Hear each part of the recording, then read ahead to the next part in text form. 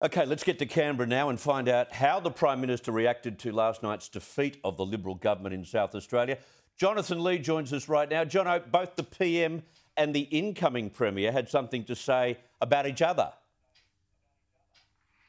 Chris, good evening to you. They certainly did. Peter Malonakis made it very clear that Anthony Albanese is his man in Canberra. He's spoken to him a number of times during the campaign and he would like to see the opposition leader get elected. That's fair enough. That's everything we all expect. The Prime Minister talked about the outgoing South Australian Premier, Stephen Marshall, how he ran a good show, his strong track record. But he also talked about the fact that the new Labor leader has been elected with a thumping majority and he had a right now to implement his plan for the state.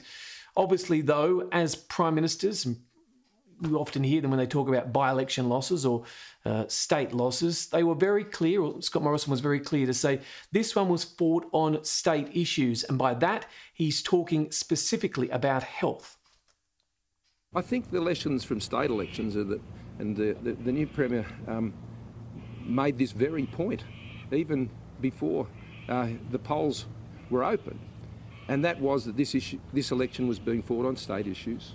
Federal election will be fought on federal issues. And what I know is that Anthony Albanese is not Peter Malonakis.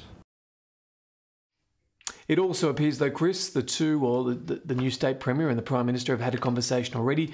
It looks like it began with a text message this morning. They've discussed issues that are important to South Australia. You can bet your bottom dollar that includes things like the submarine contract, the submarines being built in South Australia, the space race down there, and also health. It's crucial when they talk about ramping what's going on.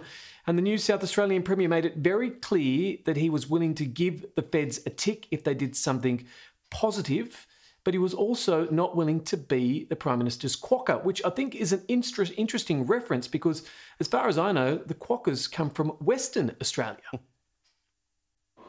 But I'm not going to be ScoMo's quokka either.